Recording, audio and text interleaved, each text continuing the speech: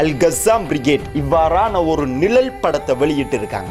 இந்த புகைப்படத்தை அல் குதுஸ் பிரிகேட் இன்னைக்கு வெளியிட்டு போட்டு அவங்க சொல்லியிருக்காங்க என்ன அப்படின்னு சொன்னா, அல் கஸ்ஸாம் பிரிகேடு உருவாக்கினதே இவர்கள் தான்.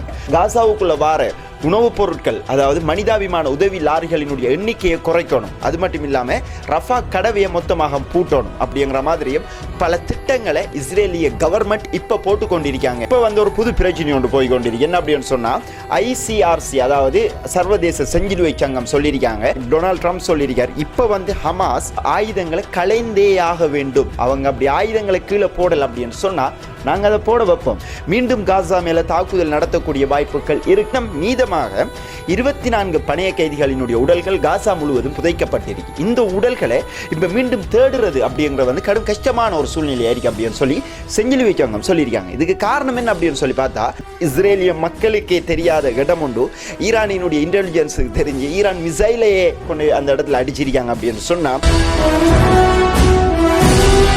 இன்றைய நாளுக்குரிய காணொலியை பார்க்க வந்திருக்கிற அனைவரையும் பணிவன்புடன் வரவேற்கின்றேன். காசாவில் யுத்த நிறுத்தம் இப்போ போய்கொண்டிருக்கு. அது சம்பந்தப்பட்ட தகவல்களை தொடர்ச்சியாக நாம் ஒவ்வொரு நாளும் பார்த்து கொண்டு வரோம். அந்த அடிப்படையில் உலகத்தில் நடக்கிற முக்கியமான அரசியல் மாற்றங்கள், நிகழ்வுகள், பொது அறிவுக்கு தேவையான விடயங்கள், வருங்காலங்களையும் தொடர்ச்சியாக நம்ம உங்களுடைய ஃபேமிலி மெம்பர்ஸ் எல்லாருமே ஒன்று கூடி உங்களுடைய இன்ஃபர்மேஷன்ஸை ஷேர் பண்ணி கொள்கிற மாதிரி நம்மளுடைய சேனலில் ஒரு ஃப்ரெண்ட்லியாக ஒரு ஃபேமிலி மெம்பர்ஸாக நம்ம ஷேர் பண்ணி கொள்ளலாம். வெரி சிம்பிளா எல்லாருக்குமே புரியும்படி. அந்த அடிப்படையில் இது எல்லாமே ஜஸ்ட் ஒரு 10 மினிட்ஸுக்குள்ள, ஒரு 10 நிமிஷத்துக்குள்ள இவ்வாறான விடயங்கள் எல்லாமே நீங்க தெரிஞ்சு கொள்ளணும் அப்படின்னு சொன்னா, இதுவரைக்கும் நான் வளமையா சொல்றேன், இதுவரைக்கும் நம்மளுடைய சேனலை ஃபாலோ பண்ணல, சப்ஸ்கிரைப் பண்ணல அப்படின்னு சொன்னா பண்ணிக்கொண்டு நம்மளுடைய ஃபேமிலி மெம்பர்ஸ்ல நீங்களும் ஜாயின் பண்ணிக்கொள்ளுங்க அப்படின்னு சொல்லி கேட்டுக்கொண்டு, இஸ்ரேல் காசா பிரச்சனை இப்ப பெரிய அளவுல பேசு பொருளா போய்கொண்டிருக்கு. நீங்க எந்த முக்கியமான ஊடகங்கள் எது எடுத்தாலும் பிரச்சனை இல்லை, அந்த ஊடகங்களினுடைய தலைப்பு செய்தியாக இருக்கிற விடயம்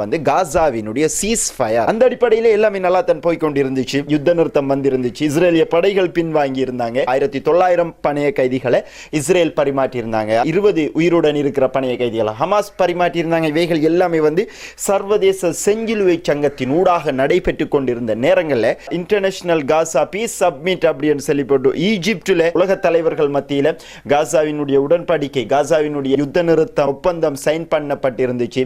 அப்படிங்கிற விஷயத்தை எல்லாத்தையும் நேற்றைய வீடியோவில் நம்ம பார்த்திருந்தோம். இந்த அடிப்படையில் இன்னைக்கு தொடர்ச்சியாக பார்த்தோம் அப்படின்னு சொன்னால், ஈஜிப்டில் நடந்த இன்டர்நேஷனல் பீஸ் சம்மிட் முடிஞ்ச உடனே அமெரிக்காவினுடைய ஜனாதிபதி டொனால்ட் ட்ரம்ப் அமெரிக்காவுக்கு போன இடத்துல ஊடகவியலாளர் ஒருவர் டொனால்ட் ட்ரம்ப் கிட்ட கேள்வி கேட்டிருக்காங்க. என்ன அப்படின்னு சொன்னால், ஹமாஸ் எப்போ டிசாம் பண்ணுவாங்க அப்படின்னு சொல்லி கேட்டிருக்காங்க. டிசாம் அப்படிங்கிற இப்போ ஆயுதங்களை ஹமாஸ் களையணும் அப்படிங்கிறது இந்த ஒப்பந்தத்தில் இருக்கிற ஒரு பகுதி அப்படின்னு சொல்லி அமெரிக்கா சொல்றாங்க. ஆனால் இது கைச்சாத்திடப்படலை. டொனால்ட் ட்ரம்ப் சொல்லியிருக்கார், இப்போ ஹமாஸ் ஆயுதங்களை களைந்தே ஆக வேண்டும், அவங்க அப்படி ஆயுதங்களை கீழே போடல அப்படின்னு சொன்னா நாங்க அதை போட வைப்போம் அப்படின்னு சொல்லி டொனால்ட் ட்ரம்ப் சொல்லியிருக்கார். எந்த தைரியத்தில் அவர் சொல்றாரு அப்படின்னு சொல்லி அது நம்ம எல்லாருக்குமே தெரியும். இப்போ பணைய கைதிகள் ஒன்றும் ஹமாஸுக்கு இல்லை. இப்போ நாங்கள் செல்றதை ஹமாஸ் இப்போ கேட்டு தான் ஆகணும் அப்படிங்கிற சுச்சுவேஷனில் ஹமாஸ் இருக்காங்க. இனி ஹமாஸோட நாங்கள் பேசினா என்ன பேசாட்டி எங்களுக்கு அவங்கள்ட்ட இப்போ எந்த விதமான ஒரு பிடியுமே அவங்கள்ட்ட இல்லை அப்படிங்கிறத இது குறிப்பிடுது அப்படின்னு சொல்லலாம். அது மட்டும் இல்லாமல் டொனால்ட் ட்ரம்ப் இப்படி சொன்ன விஷயத்தை முக்கியமான பத்திரிகைகள் பல இவ்வாறும் கூறியிருக்காங்க. என்ன அப்படின்னு சொன்னால், மீண்டும் காசா மேலே தாக்குதல் நடத்தக்கூடிய வாய்ப்புகள் இருக்கு அமெரிக்கா. நம்ம எல்லாருக்குமே தெரியும், இஸ்ரேல் அப்படிங்கிறவங்க பேசினா பொய் பேசுவாங்க, நம்பினால் மோசடி செய்வாங்க, வாக்குறுதி அளித்தால் மாறு செய்வாங்க. இதுதான் ஹமாஸினுடைய கோட்பாடாகவும் இருந்துச்சு. அதுக்கு தான் மீடியேட்டர்ஸ் வச்சிருக்காங்க, அதாவது மத்தியஸ்தம் வகிக்கிற இந்த கத்தார், துருக்கி, அப்படியே துருக்கி நல்லா உள்ளுக்கு இன்வால்வ் ஆக்கி வச்சிருக்காங்க ஹமாஸ். என்னடா இப்படி ஏதாவது பிரச்சனைகள் காசாவுக்குள்ள மீண்டும் வரும் அப்படின்னு சொன்னா துருக்கி தான் முன்னுக்கு எங்களுக்கு பாதுகாப்பு தரணும் அப்படிங்கிற மாதிரி துருக்கியை நல்ல ஒரு வலையொண்டுக்குள்ள போட்டு வச்சிருக்காங்க ஹமாஸ். அப்படிங்கிறதும் அவங்களுக்குள்ள நடந்து இருக்கிற டீலிங்கள் உண்டாகவும் இது இருக்கு அப்படின்னு சொல்லலாம். மீண்டும் காசா மீது இஸ்ரேலோ அமெரிக்காவோ தாக்குதல் நடத்தினால் அவர்களுக்கு எதிராக துருக்கியும் நிற்கும் அப்படிங்கிறது தான் ஹமாஸும் துருக்கியும் போட்டுக்கொண்ட ஒப்பந்தங்களில் ஒன்றாக இருக்கு அப்படின்னு சொல்றது வெளிவராத உண்மைகள் ஒன்றாக இருக்கு. ஏன்னா துருக்கி தான் சொல்லிக்காங்க ஹமாஸ் கிட்ட, நீங்க இந்த யுத்த நிறுத்தத்துக்கு சம்மதம் தெரிவிச்சே ஆகணும் அப்படின்னு சொன்னா, அப்ப ஹமாஸ் சொல்லிக்காங்க, ஓகே நாங்க சம்மதம் தெரிவிக்கோம் அப்படின்னா நீங்க எங்களுக்கு பாதுகாப்பு தரணும், அதுக்கு ஒரு உத்தரவாதம் பண்ணுவாங்க, எங்களுக்கு அடிச்சா நீங்கள் உங்களுக்கு மாதிரி அடிக்கணும் அப்படிங்கிற மாதிரி ஹமாஸ் கேட்டிக்காங்க. நியாயம் தானே இது? ஓகே. அந்த அடிப்படையில் தொடர்ச்சியாக பார்த்தோம் அப்படின்னு சொன்னா, இப்போ ஒரு புது பிரச்சனை ஒன்று போய்கொண்டிருக்கு. என்ன அப்படின்னு சொன்னா, ICRC அதாவது சர்வதேச செஞ்சிலுவை சங்கம் சொல்லியிருக்காங்க இந்த உடல்கள் பரிமாற்றத்தில் ஒரு பிரச்சனை ஒன்று போய் கொண்டிருக்காங்க. என்ன அப்படின்னு சொன்னா இப்போ இந்த உடல்களை தேடி எடுக்கிற அப்படிங்கிறது வந்து ஹமாஸ் கொஞ்சம் கஷ்டமாக்கி. நேற்றைய வீடியோவில் நான் சொல்லியிருந்தேன், ஹமாஸ் இப்போ ஏற்கனவே புதைத்த பணைய கைதிகளினுடைய உடல்களை தோன்ற வேலைகளில் ஆரம்பிச்சிருக்காங்க அப்படின்னு சொல்லியிருந்தேன். அந்த அடிப்படையில் இந்த வீடியோ நம்ம பேசுறதுக்கு ஒரு மணித்தியாலம் 2 மணித்தியாலங்கள் முன்னர் வந்து 4 பணைய கைதிகளினுடைய உடல்களை செஞ்சிலுவை சங்கம் நாங்கள் இப்போ பெற்றிருக்கோம், இதை இப்போ இஸ்ரேலுக்கு ஒப்படைக்க போகிறோம் அப்படின்னு சொல்லியிருக்காங்க. பட் இன்னும் மீதமாக 24 பணைய கைதிகளினுடைய உடல்கள் காசா முழுவதும் புதைக்கப்பட்டிருக்கு. இந்த உடல்களை இப்போ மீண்டும் தேடுறது அப்படிங்கிறது வந்து கடும் கஷ்டமான ஒரு சூழ்நிலை ஆயிருக்கு அப்படின்னு சொல்லி செஞ்சிலுவை சங்கம் சொல்லியிருக்காங்க. இதுக்கு காரணம் என்ன அப்படின்னு சொல்லி பார்த்தா, இப்போ ஒரு இடத்துல ஒரு உடலை புதைச்சி வச்சிருக்காங்க அப்படின்னு சொன்னால் அந்த இடத்துல கட்டடங்கள் இடிஞ்சு விழுந்து எந்த இடத்துல எந்த உடலை புதைச்சு அப்படின்னு தெரியாம இருக்கிற ஒரு சூழ்நிலை இப்போ எல்லாருக்குமே ஏற்பட்டிருக்கு, இன்க்ளூடிங் ஹமாஸுக்கு கூட ஏற்பட்டிருக்கு அப்படின்னு சொல்லி சர்வதேச செஞ்சிலுவை சங்கம் சொல்லியிருக்காங்க. ஸோ இது எல்லாத்தையுமே இப்போ நிவர்த்தி செய்யணும் அப்படின்னு சொன்னால் இன்னும் கொஞ்சம் காலம் வேணும். ஏன்னா நீங்கள் சொல்கிற மாதிரி எல்லாம் இன்றைக்கு தர முடியாது அப்படின்னு சொல்லி சர்வதேச செஞ்சிலுவை சங்கமே சொல்லியிருக்காங்க. இது ஹமாஸ் சொல்லல, சர்வதேச செஞ்சிலுவை சங்கமே சொல்லியிருக்காங்க. இருந்த போதிலேயும் ஏபி சர்வதேச ஊடகம் வந்து ஒரு முக்கியமான தகவல் ஒன்று வெளியிட்டிருக்காங்க. இந்த நேரத்தில் என்ன அப்படின்னு சொன்னா, பணைய கைதிகளினுடைய உடல்களை எங்கள்கிட்ட தாரது டிலே ஆகும் அப்படின்னு சொன்னா இதுவும் யுத்த நிறுத்த மீறல்கள் ஒன்றாக இருக்கும் அப்படின்னு சொல்லி இஸ்ரேல் சொல்லியிருக்காங்களாம். சொன்னது மட்டுமில்லாம காசாவுக்குள்ள வார உணவுப் பொருட்கள் அதாவது மனிதாபிமான உதவி லாரிகளினுடைய எண்ணிக்கையை குறைக்கணும், அது மட்டும் இல்லாம ரஃபா கடவையை மொத்தமாக பூட்டணும் அப்படிங்கிற மாதிரியும் பல திட்டங்களை இஸ்ரேலிய கவர்மெண்ட் இப்ப போட்டு கொண்டிருக்காங்க அப்படின்னு ஏபி செய்தித்தளம் இந்த தகவலை வெளியிட்டு தொடர்ச்சியாக ஒவ்வொரு நாளுமே வந்து 600 ட்ரக்ஸ் போய் கொண்டிருக்கு. முதல் நாள் மட்டும் 173 ட்ரக்குகள் நினைக்கிறேன் நான், அந்த அளவுக்கு தான் கொஞ்சம் குறையத்தான் போயிருந்துச்சு. அதன் பிறகு வந்து கொஞ்சம் 600 400 500 600 அப்படின்னு சொல்லி ட்ரக்குகள் தொடர்ச்சியாக போய் கொண்டிருக்கு அப்படிங்கிற தகவல் தான் அங்கிருந்து நமக்கு கிடைச்சிருக்கிற தகவல்கள் உண்டாயிருக்கு. இது இப்போ மிக அத்தியாவசியமான ஒரு விடயம். நான் ஆரம்ப வீடியோக்களையும் சொல்லியிருந்தேன், பணைய கைதிகள் பரிமாற்ற இந்த யுத்த நிறுத்தம் வந்ததுக்கு எல்லாத்துக்குமே மிக முக்கியமான விடயம் அங்கே அந்த பசியை தீர்க்கணும் அப்படின்னு சொன்னால் தொடர்ச்சியாக காசா மக்களுக்கு நிவாரண உதவி பொருட்கள் சென்று கொண்டே இருக்கணும் அப்படிங்கிற அடிப்படையில் பாலஸ்தீனிய இஸ்லாமிக் ஜிஹாத் PIJ ஜெனரல் முகமது அலி ஹிந்த் அல் ஜசீரா கிட்ட பேட்டி ஒன்று கொடுத்திருக்காரு. என்ன அப்படின்னு சொன்னா, ரெசிஸ்டன்ஸ் இருக்காங்க தானே, அதாவது போராளிகள் வந்து எந்த ஒரு சந்தர்ப்பத்திலையும் ஆயுதங்களை மொத்தமாக கீழே போடுவோம், மொத்தமாக நாங்கள் இல்லாம ஆகுவோம் அப்படின்னு சொல்லி யாருக்கிட்டையுமே சொல்லல. வன்முறையின் அடிப்படையில் அவங்க எங்களுக்கு அதை திணிக்க முற்பட்டா அதை நாங்கள் செய்ய மாட்டோம். யுத்த நிறுத்த உடன்படிக்கையில் நாங்கள் மொத்தமாக ஆயுதங்களை கீழே போடுற அப்படிங்கிற ஒரு ஆப்ஷன் அதில் இல்லை, கட்டாயப்படுத்தப்பட்ட ஆப்ஷன் அதில் இல்லை. நாங்களாக போடுவோம், காசாவுக்கு ஒரு படையை ஒன்று நாங்கள் நிர்மாணிப்போம் அப்படின்றத அதில் இருக்க உங்களுடைய வன்முறையின் கீழ் அதை நாங்கள் கீழே போட மாட்டோம். அது மட்டும் இல்லாம டொனால்ட் ட்ரம்ப் இஸ்ரேல் மீது எப்படி கூறிக்கொண்டிருக்கிற இந்த விடயங்களை ஒரு பொழுதும் நாங்கள் ஏற்றுக்கொள்ள மாட்டோம்.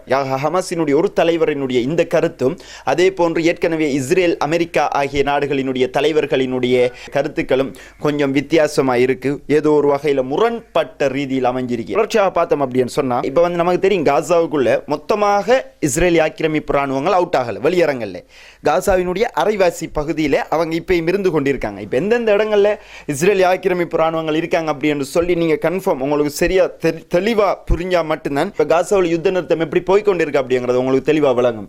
இந்த மெப்ல இருக்கிற இடங்கள்ல மஞ்சக்கோடு போட்டி இருக்கிற இடங்கள் எல்லாமே வந்து இப்போ இஸ்ரேல் ஆக்கிரமிப்பு ராணுவங்களினுடைய கேம்ப்ஸ் இருக்கு. இந்த இடங்கள்ல தான் அவங்க இப்போ இருந்து கொண்டிருக்காங்க. இந்த இடங்களுக்கு பின்னால் இருக்கிற இடங்களை அவங்க கண்ட்ரோல் பண்ணி கொண்டு இருக்காங்க. 50%, அதாவது 50% காசாவை இவங்க இப்பயும் இஸ்ரேல் ஆக்கிரமிப்பு ராணுவம் கண்ட்ரோல் பண்ணி கொண்டு இருக்காங்க. இது இவ்வாறு இருக்கக்குள்ள கடந்த 24 மணித்தியாலங்கள் இஸ்ரேலிய ஆக்கிரமிப்பு படைகள் போர் நிறுத்தத்தை மீறி 6 காசன் வாசிகளை பாலஸ்தீனியர்களை காசாவுக்குள்ள சுட்டு கொண்டிருக்காங்க. அது மட்டும் இல்லாம 29 பேர் வந்து காயமடைஞ்சிருக்காங்க. யுத்த நிறுத்தம் அப்படின்னு சொன்னா காசாவுக்குள்ள எந்த ஒரு துப்பாக்கி சூடு நடத்தப்படக்கூடாது அப்படி என்பதுதான் யுத்த நிறுத்தத்தினுடைய முக்கியமான அம்சம். நேரத்தோடைய வந்து ஹிஸ்புல்லாக்களோட யுத்த நிறுத்தம் செஞ்சிருந்த போதிலேயும் தொடர்ச்சியாக வான்வழி தாக்குதலை தெற்கு லெபனான் பிரதேசங்களை போட்டு கொண்டே இருந்தாங்க. இஸ்ரேல் ஆக்கிரமிப்பு ராணுவம் எப்பெல்லாம் தோல்வியின் விளிம்பில் இருக்கோ அந்த நேரங்களில் யுத்த நிறுத்தம் ஒன்றை எப்படியாலும் கொண்டு வந்து அந்த யுத்த நிறுத்தத்தினூடாக அடுத்த கட்டத்துக்கு முன்னேறி கொண்டே இருந்தாங்க அப்படிங்கிறதும் கடந்த 2 வருட யுத்தங்களை சமரைஸ் பண்ணி பார்க்கக்குள்ள இறுதிப்படுத்தி பார்க்கக்குள்ள நமக்கு கிடைக்கிற உண்மைகள் ஒன்றா இருக்கு. அந்த அடிப்படையில் இந்த யுத்த நிறுத்தமும் அப்படி இருக்குமா அப்படிங்கிற கேள்வி வந்து ஓகே. எது எவ்வாறு இருந்தாலும் 1966 பாலஸ்தீனிய பணைய கைதிகள் விடுதலை செய்யப்பட்டிருக்காங்க. அதுலேயுமே இவங்க 4 பேரும் மிக முக்கியமானவங்க. நமக்கு முக்கியமானவங்க, பலஸ்தீனியர்களுக்கு முக்கியமானவங்க அப்படிங்கிறத விட அல் கஸ்ஸாம் பிரிகேடுக்கு முக்கியமானவங்க. அல் கஸ்ஸாம் பிரிகேடை உருவாக்கினதே இவர்கள்தான் அப்படி என்று சொல்லப்படுகிறது. இவர்கள் 4 பேருக்காகவும் தான் ஹமாஸ் இந்த யுத்த நிறுத்தத்திற்கு ஒப்புதல் அளிச்சிருப்பாங்களோ அப்படிங்கிற தகவல்களும் அப்படிங்கிற கேள்விகளும் வருது அப்படின்னு சொல்லலாம். இவங்க யாரு அப்படின்னு சொல்லி சும்மா சுருக்கமா பார்த்தோம் அப்படின்னு சொன்னா 33 ஆண்டுகள் இவங்க சிறையில் இருந்திருக்காங்க. இவங்க 4 பேருமே ஹமாஸினுடைய ஸ்பெஷல் யூனிட் 101 அப்படிங்கிற சிறப்பு பிரிவில் 33 ஆண்டுகளுக்கு முன்பே கடமையாற்றியவங்க. அப்படிங்கிறதையும் விட ஹமாஸினுடைய அல் கஸ்ஸாம் பிரிகேடினுடைய ஃபவுண்டர் அப்படின்னு சொல்லுவாங்க, தெரியும் தானே, உருவாக்கினவங்க.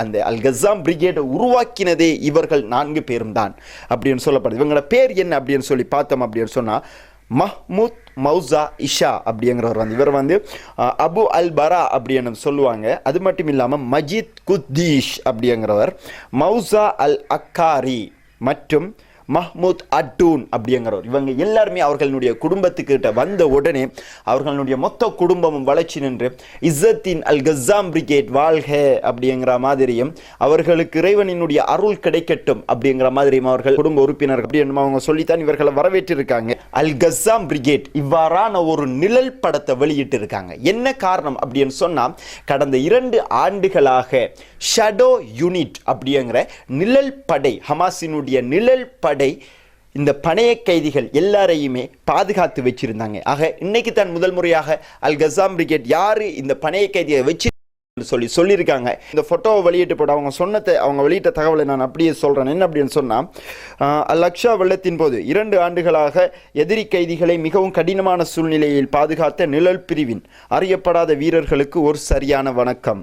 எதிர்ப்பு நமது பாலஸ்தீனிய கைதிகளுக்கு சுதந்திரம் அளிக்கும் வாக்குறுதியை நிறைவேற்றும் வரை தங்கள் முயற்சிகளையும் இரத்தத்தையும் தியாகம் செய்த இந்த படை வீரர்களுக்கு. இவர்களுடைய முக்கியமான வேலை என்ன அப்படின்னு சொல்லி அல் கஸ்ஸாம் சொல்றாங்க. என்ன அப்படின்னு சொன்னா, கடந்த 2 ஆண்டுகளாக எங்கெல்லாம் இஸ்ரேலி ஆக்கிரமிப்பு ராணுவ பணைய கைதிகள் இருக்காங்க அப்படின்னு சொல்லி இஸ்ரேல் ஹை லெவல்ல அவர்களுடைய மொசாட் இருக்கலாம், ஷின்பட் இருக்கலாம், CIA இருக்கலாம், இவங்க எல்லாரையுமே வச்சும் சேட்டலைட்டை வச்சும் இந்த பணைய கைதிகளை கண்டுபிடிக்க முடியல அப்படின்னு சொல்லி நாம் எல்லாருமே பேசிக்கொண்டிருந்தோம் தானே. இந்த பணைய கைதிகள் இவ்வாறு மிகப்பெரிய வேலையை செஞ்சு CIA திட்டங்களை முறியடிச்சு, மொசாட்டினுடைய திட்டங்களை முறியடிச்சு, ஷின்பட்டினுடைய திட்டங்களை முறியடிச்சு, எல்லாருடைய திட்டங்களையும் முறியடிச்சு, அதாவது ஆக்கிரமிப்பு ராணுவங்களினுடையதும் பெஞ்சமின் நெத்தன்யாஹுவினுடையதும் அதே போன்று டொனால்ட் ட்ரம்பினுடையதும் கண்ணுக்குள்ள மண்ணை போட்டு இந்த ஆக்கிரமிப்பு ராணுவங்களினுடைய பணைய கைதிகளை எங்கெங்கெல்லாம் மாற்றிக்கொண்டிருந்தாங்க, எப்படியெல்லாம் மாற்றிக்கொண்டிருந்தாங்க, இவர்கள் அவ்வளவு பேரினுடைய திட்டங்களை முறியடிச்சிருக்காங்க. இந்த யுத்தத்தினுடைய உண்மையான வெற்றியாளர்கள் இந்த ஷடோ யூனிட் தான் அப்படிங்கிறதையும் அல் கஸ்ஸாம் பிரிகேட் இன்னைக்கு ரிவீல் பண்ணியிருக்காங்க, சொல்லியிருக்காங்க. அடுத்து பார்த்தோம் அப்படின்னு சொன்னா அல் குதுஸ் பிரிகேடும் ஒரு புகைப்படம். இந்த புகைப்படத்தை அல் குதுஸ் பிரிகேட் இன்னைக்கு வெளியிட்டு போட்டு அவங்க சொல்லியிருக்காங்க. என்ன அப்படின்னு சொன்னா, ஆக்கிரமிப்பாளர்கள் பார்த்து கொண்டிருக்கும் பொழுதே அவங்களுக்கு முன்னுக்கே வச்சு எங்களினுடைய பணைய கைதிகளை, தோழர்களை, உங்களினுடைய கைதிகளை எப்படி நாங்கள் கொண்டு வந்தோம் வெளியாலே அப்படிங்கிற மாதிரி அல் குதுஸ் பிரிகேடும் கொஞ்சம் கம்பீரமாக தான் அவங்க இன்னைக்கு இந்த போஸ்டுகள் எல்லாம் வெளியிட்டு கொண்டிருக்காங்க. ஆக்கிரமிப்பாளர்களின் மூக்கின் எதிரே நமது ஆயுள் தண்டனை விதிக்கப்பட்ட பணைய கைதிகள் சுதந்திரத்தின் மனத்தை சுவாசித்துள்ளனர். அவங்களுக்கு முன்னுக்கே நாங்கள் எங்களுடைய தோழர்களுக்கு சுதந்திரத்தின் வாசத்தை நாங்கள் கொடுத்திருக்கோம். ஆக இது எங்களுக்கு ஒரு வெற்றி அப்படிங்கிற மாதிரி தான் அல் கஸ்ஸாம் பிரிகேட் இப்போ நம்ம இந்த வீடியோ பேசுறதுக்கு ஒரு 1 hour 2 hours முன்னாடி இந்த போட்டோஸ் எல்லாம் ரிலீஸ் பண்ணிருக்காங்க. ஓகே, இது இவ்வாறு இருக்கக்குள்ள ஈரான் சைட்ல இந்த இஸ்ரேலுக்குள்ள சில ரகசிய தகவல்களை பெற்றிருக்காங்களாம் அப்படின்னு சொல்லப்படுது.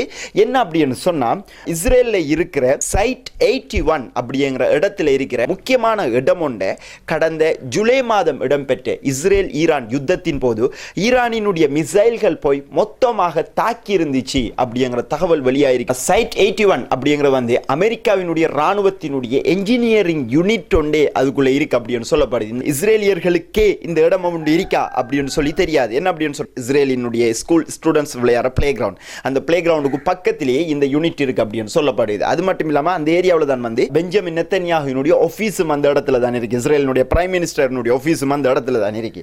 அந்த இடத்துல இருக்கிற சைட் 81 அப்படிங்கிற அமெரிக்காவினுடைய தளத்தையே ஈரானினுடைய மிசைல்கள் நேரடியாக தாக்கிச்சு. அது மட்டும் இல்லாம இந்த தள சேதமான உடனே இந்த இடத்துல ஒரு அடி ஒன்று விழுந்திருக்கு அப்படின்னு சொல்லி நிறைய நியூஸ் தளங்கள் வந்து இந்த CNN இருக்கலாம், அதே போன்ற ரியூட்டர்ஸ் இருக்கலாம், அல் ஜசீராவை நேரம் கட் பண்ணிட்டாங்க, மேற்கத்திய ஊடகங்களினுடைய ஃபாக்ஸ் நியூஸாக கூட இருக்கலாம். அந்த அடிப்படையில் ஃபாக்ஸ் நியூஸினுடைய ஒரு நிரூபர் இந்த இடத்துல சத்தம் ஒன்று கேட்டிருக்கு, ஏதோ அடிபாட்டி இருக்கு, நான் கொஞ்சம் போய் பார்க்கணும் அப்படின்னு சொல்லி கேட்க இந்த இஸ்ரேலி ஆக்கிரமிப்பானவங்க இல்லை அப்படி ஒன்றே இவரத்தை வரல அப்படின்னு சொல்லியிருக்காங்க. அதாவது இந்த இடத்துல தாக்குதல் நடந்ததையே இஸ்ரேல் மொத்தமாக மறைச்சிருக்காங்க. அந்த இடத்துல எந்த ஒரு நிரூபர்களையும் உள்ளுக்கு அனுப்பல, மக்களையும் அந்த இடத்துல இருந்த மக்கள் எல்லாருமே வந்து ஷெல்டர் பங்கர்களுக்கு குயிக்காக மாற்றிருக்காங்க. மாற்றின உடனே அந்த இடத்துல தாக்குதல் நடந்ததை மறைக்கிறதுக்கு கூகுள் எர்த் இருக்குதானே, அந்த கூகுள் எர்த்தில் அந்த இடத்துல கொஞ்சம் பிளர் பண்ணியிருக்காங்க, மேலுக்கு மேகங்களை வச்சு காட்டியிருக்காங்க தாக்குதல் நடந்த அப்படின்னு சொல்லி விளங்காத அளவுக்கு. என்னடா கூகுளே இப்போ வந்து அவர்களினுடைய கண்ட்ரோலில் இருக்கிற ஒரு பொருள் தான்.